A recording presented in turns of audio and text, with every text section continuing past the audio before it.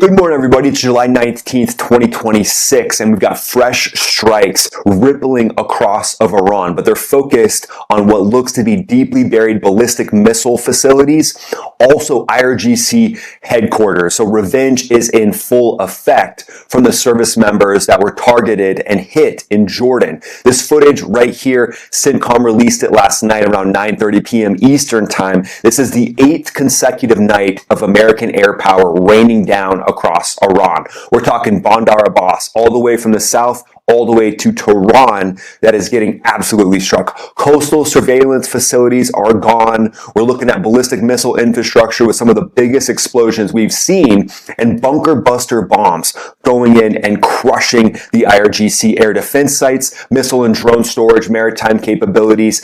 8 nights in a row, and last night was different than the others. CENTCOM didn't just degrade forces in the 8th round of strikes. They used statements that they haven't used so far in this campaign, and that is swiftly punish, retaliation, revenge for what Iran did to the service members in Jordan. So this isn't a press release. This is a message that could be written by the B-52, definitely by the F-16, EA-18G, F-15E. Electronic warfare teams up perfectly with the B-52. So has the B-52 entered back into this conflict? Not confirmed yet, but we're going to talk about how its JASSMs, its Joint Air-to-Surface Standoff Missiles, extended range, got you your acronym early today, how those might be perfect for the exact strikes that we're seeing right now. And the B-52 teams up perfectly with EA-18G Growler's electronic attack. And the reason for this not so uncertain message to the IRGC, 2 American service members tragically were hit in Jordan by an Iranian ballistic missile. That was on Friday. The IRGC attacked the base with ballistic missiles and drones, and they thought the conversation was over. No, that was just the beginning of the conversation. Unfortunately, it looked like some of the interceptor missiles attempted to hit the ballistic missile. They were able to hit multiple of them, but obviously a lucky jab can come through. CENTCOM started round 8 before Iran's generals could even start writing a press release, even though they did write a lot. The rhetoric is obviously high at this point. But we're going to talk operationally about what it looks like for a B-52 to team up with an F-16 and an EA-18G Growler, how that symphony of air power actually works. Would the B-52 be doing long-range strikes with its JASSMs? Could it actually be over top of Iranian territory right now? We're going to talk about all of that. And then also, Iran launched more ballistic missiles towards Jordan yesterday, and they were intercepted by Israel, and some of the debris fell into Israel itself. So is Iran trying to warn Israel? We'll get into all of that throughout this video. And then stay for the global roundup section, because what Ukraine just did in Russia is absolutely mind-blowing. This is a little snippet of what they did to a warehouse near Moscow. And this might be the biggest strategic target hit in all of the war. So that'll come up about 3/4 of the way through the video. So basically, CENTCOM's launching night 8. Looks like night 9 is the next thing on the menu for Iran. But let's talk about what happened in Jordan and what the specifics are that allowed that Iranian ballistic missile to get through. So CENTCOM confirmed that 2 U.S. service members were KIA as partner forces defended against Iranian ballistic missiles and drone attacks. So before I go any further, I just want to say that this is tragic, terrible. These are national treasures, and prayers go out to the family of these service members. And it looks like 1 other service member is currently missing in action at the time of this video being produced. 4 others were medically evaluated and all since have been released from the hospital and returned to duty. The 2 who fell are the 15th and 16th American service members to lose their lives in the Iran war. The first to fall since the opening days of the conflict, though, and Trump said this was a very sad thing and called it the ultimate price and the ultimate sacrifice paid to prevent Iran from obtaining a nuclear weapon, to protect all of the rest of the world. The State Department issued a worldwide caution alert to all Americans globally. This is the first since the opening weeks of the war. So kind of going back to that same threat level. The world just got a little bit smaller at this point, but the stakes have gotten incredibly higher, especially for the IRGC. The IRGC knew what it was firing at, obviously. This wasn't some targeting adaptation that they did last minute. They've been strategically looking to do this for a long time.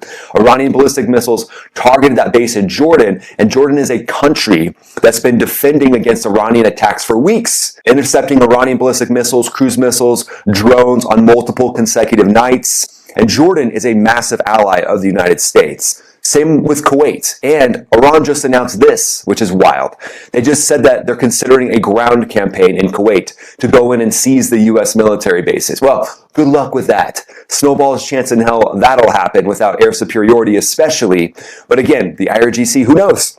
They're crazy enough to potentially even try it. But here's CENTCOM's answer, and it came in hours, not just days. Obviously, the 8th consecutive night of strikes was going to happen anyways, but it looks like IRGC headquarters, potentially even bunkers, were targeted that could be connected to leadership. So will there be more targeting of leadership and retribution for these strikes? That will be determined here soon. But the statement from CENTCOM was the strikes are designed to further degrade Iran's ability to threaten commercial shipping in the Strait of Hormuz and swiftly punish Islamic Revolutionary Guard Corps forces who launched attacks against American service members in Jordan last night. This is retribution for that. Swiftly punish IRGC forces. And we all know that the presidents in Iran, if you can call them that, they're IRGC forces as well. They just changed uniforms. So these guys all came up through the IRGC, and one day they just put a suit on. They're like, oh yeah, look at us. We're so magnanimous. We're here to protect our countrymen. It's like, oh wait, didn't you guys order the execution of like 10,000 of your countrymen before putting that suit on? And they're like, yeah, but now we're different. Now we're presidents. Yay. That's the vibe I get from these IRGC presidents that are up in charge. And Maxafterburner Khamenei has recently been posting saying that the U.S. violated the MOU. So again, totally trying to flip the script and gaslight, just like a good terrorist, radical Islamic cleric should do, basically staying true to who he is. You know, a zebra can't change its stripes, a scorpion's gonna sting, and the Maxafterburner Khamenei cardboard Ayatollah is gonna gaslight. It's all kind of teamed up into one. Then swiftly punish the IRGC forces, first time in 8 nights that CENTCOM has explicitly named the IRGC as the target of retaliatory action. So it's basically become personal at this point, and that's how it goes in the military. When your brothers or sisters in arms are targeted, then it definitely gets personal for those involved. It stays professional, and you lock on and you take care of the mission, but in the back of your mind, you know you're doing it for the fallen. So the language here has been the big shift in the story, and that brings in what the U.S. platforms could be. The strike platforms haven't fully been confirmed yet, but we know that there has been multiple iterations, multiple sorties going on of B-52s in and around Fairford or in and around other bases in England as they potentially fly combat missions. Again, not fully confirmed yet, but 3 platforms are perfectly suited and teamed up for exactly what we're seeing go on right now. Well, I guess 4, because you got to count the carrier strike group that's absolutely decimating these targets with Tomahawk cruise missiles. So carrier strike group, you're amazing. Don't worry, I brought you in last second. Hey, at least I remembered. But 3 platforms in the air specifically that I wanted to talk about today, and that would be the B-52, the F-16, and the EA-18G Growler. These are an unlikely trio. No one really thinks about how these things could team up, which is exactly why I wanted to cover it today, because this is the team that Iran's air defense planners never even wargamed against. This is the team that she warned you about. And Iran's like, what? Which team? Which trio? Well, we're going to talk about it right now. The EA-18G Growler, this package goes all night and it makes everything go dark. So the doctrine here is nothing about this package works without the EA-18G going in first and doing the jamming. The Growler is the electronic warfare specialist, a 2-seat carrier-capable aircraft from the F/A-18F Super Hornet, and the weapons replaced with an AN ALQ-99 jamming system and AGM-88 high-speed anti-radiation missiles. Yeah. When the Growler's not awesome enough as it is, let's throw some anti-radiation missiles on it that are basically half the size of a telephone pole. That sounds like a good time. Wait, is that the cure to loneliness these days? The friendless epidemic? Just go out with your friends with anti-radiation missiles strapped to your EA-18G Growler? But its job is to blind Iran's integrated air defense network before the B-52 cruise missiles or F-16 JDAMs ever arrive on target. Here's how it works. Iran's air defense radar turns on to try to track the incoming package. The Growler reads that radar emission, identifies the frequency, and has 2 options. It can jam it electronically, flooding the frequencies with noise until the radar operator's screen goes white. Yeah, it's so bad that it doesn't even make the screen go black. It makes it go white. That's actually the bigger middle finger. If you turn it off and make it go black, then he's just like, oh, maybe I had a power outage. No, your screen goes white. They should put like a big laughing emoji that's just like, ho, ho, ho, ho. I think that would be the way to go. Or it can actually ride the emission back to the source with a HARM missile, basically dialing in that radar beam, and it can take that radar site off the air permanently. That's going to be a lot more than making the screen go white. In practices, though, it does both, often simultaneously against multiple emitters. By the time the strike package arrives over the target, Iran's radar picture basically looks like a blizzard, and the operators are flying blind. The operators need ski goggles at that point. The Growler doesn't make the news, it makes the news possible. So it's that one that goes in. It's basically the offensive line. Doesn't necessarily get all the credit, isn't necessarily the sexy jet out there, but it's making it all happen. And it all goes back to clearing that electronic pathway so that the EA-18G Growler can allow whatever is behind it, which could be that beautiful B-52, the sugar daddy of bombers, basically been flying for 70 years and still carries the biggest package of them all. Yeah, 70,000 plus pounds of ordnance, and it's 70 years old. Yeah, at this point, I think this is competing with the Young Bucks pretty well. The F-16, sometimes called the Fighting Falcon. Little known note there. Anybody who's flown it will typically call it the Viper. If someone who's flown it calls it the Fighting Falcon, I'd be like, hey, are you doing okay today? Is everything okay at home? Because you just called the F-16 the Fighting Falcon, and no one really wants to call it the Fighting Falcon. 30 years of combat compressed into one night. The F-16 Block 52 and Block 50 is the precision strike workhorse of this campaign, and it's been operating for decades. It has been doing this job longer than most of Iran's air defense operators have been alive, likely. The F-16's AN/APG-68 radar and GBU-38 JDAMs can combine the ability to put precision munitions on target through a window in a specific building, in weather, against a target that was identified hours earlier by ISR that the pilot hasn't seen until he or she is stepping out to the jet. The F-16 is handling the close-range precision delivery in this package, also the one that could be absolutely decimating IRGC headquarters, coastal radar nodes, their surveillance installations, the maritime capability sites that require point-on-point accuracy rather than full area effect. All right, now enter the big swing, and you know what? The Grand Sugar Daddy. I think there's a Granddaddy Sugar Daddy. The Grand Sugar Daddy, I think, is what I'm going to call the B-52 Stratofortress, the aircraft that was flying before Iran's government was even born. And it's the B-52H.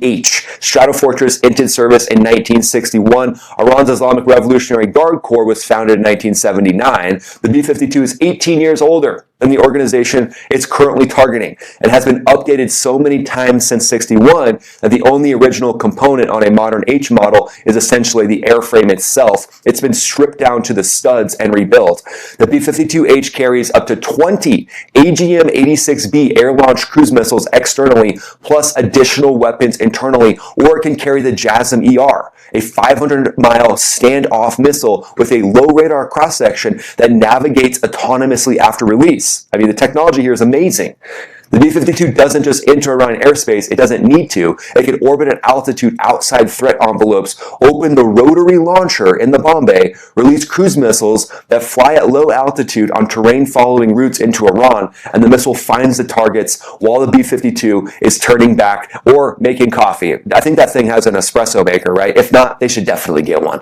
But the IRGC's air defense network was designed to detect and engage aircraft. It was never designed to track 20 cruise missiles flying at 500 feet simultaneously from different approach vectors. This is what the B-52's gift is to this campaign. The team reads like this: EA-18G clears the electronic corridor, F-16 delivers precision munitions against the close-in high-value targets that the Growler has now blinded. B-52 standoff could deliver cruise missiles against deep fixed infrastructure that requires mass range. 3 completely different threat vectors arriving simultaneously. Iran's air defense network, already degraded across 7 prior strike packages, is now facing a package from a 70-year-old that's designed to exploit every gap. And Iran's rhetoric is on level 15. I think they're running out of levels for what their rhetoric could be. They're saying that the U.S.'s signature is worthless and invalid. The United States committed repeated breaches of the agreement with Tehran. America will face unforgettable lessons. That's from Supreme Leader, the cardboard Ayatollah, basically saying that the U.S. broke the MOU when the entire world knows that they just weren't supposed to fire on commercial vessels. That was literally the one thing that you weren't supposed to do. And then they maimed and eliminated 12 mariners. And they're like, it's your fault. We were just trying to create a safety approach for the mariners to have a safe passage. And they were so far south, and there could have been a mine, that we decided to just blow up their ship. It was for them. I mean, the gaslighting here, the way that this could be a bad X, the parallels, guys, it just goes deep. They also said that a significant part of Iran's military capabilities have yet to be used, and if U.S. attacks continue, Iran's response will go beyond the enemy's expectations and could open new fronts. So that might be what they're talking about when they're saying that they're potentially going to do a land invasion into Kuwait. And who knows? They could attempt it. I mean, the IRGC would attempt anything. Remember, they'll gladly eliminate all of their people to protect the regime. They'll go down with the ship. They'll send the IRGC to their absolute crushing. They don't care. They're just going to want it for some sort of a propaganda win that they would just use with their own people. You made it to the global roundup, my friend, so here's the main story I want to cover. Ukraine hit Moscow's drone supply chain. Wildberries was on fire. The targeting was coordinated and aimed at the warehouse where Russia's drone war gets supplied. Ukraine sent 379 drones into Russian airspace overnight on July 18th and found the logistics layer behind Moscow's entire drone production network. Two massive Russian logistics centers in the Moscow and Tambov region were struck, including a Wildberries fulfillment center in the city of Elektrostal, south of Moscow. 8 people fell, more than 60 others were wounded. Zelensky confirmed on X the facilities were used to supply sanctioned components for the production of drones and navigation equipment. Russia's air defenses intercepted 379 Ukraine drones across 19 regions, plus Crimea, the Sea of Azov, the Black Sea, the largest single-night Ukrainian drone deployment of the war. You mentioned the 40 chess strategic analysis section, my friends, so let's talk about what's going on the board right now. The U.S. military just repositioned additional aerial refueling tankers from Ben Gurion Airport to Israeli military bases. Aerial refueling tankers are the invisible force multiplier that determines range. Without them, strike aircraft have a fixed operational ceiling. With them repositioning deeper into the theater, the ceiling lifts dramatically. So B-52s can fly anywhere on Earth with aerial refueling, but so can the B-2 Spirit. The B-2 Spirit can fly missions from the continental United States, but it's going to need those aerial refueling tankers. With them being repositioned closer to the conflict, who knows? Is the B-2 Spirit the next thing on the menu? President Trump has said that Pickaxe Mountain is ready for a big fat shot. So strategically, is that coming up? Could that be something that the U.S. does? Just putting the nail in the coffin? We'll see how that plays out. But remember that aerial refueling basically is the only way that air power gets enacted. So B-52, B-2s, everything looks ready to go, ready to rock and roll. At this point, there's senior advisors to the Trump administration actually posting video on X of a B-52 flying with F-22s. So will that be the thing that we see come next? What do you guys think? Let me know in the comments below. Would love to hear your thoughts. Go ahead and follow me on X, follow me on Instagram. I'm posting there pretty much every day. And if you want a weekly email from me to keep you updated on the latest and greatest that's going on, go to maxafterburnerenergy.com and sign up for our email list. Thanks so much for watching, guys. This is Ryan, also known as Max Afterburner, signing off.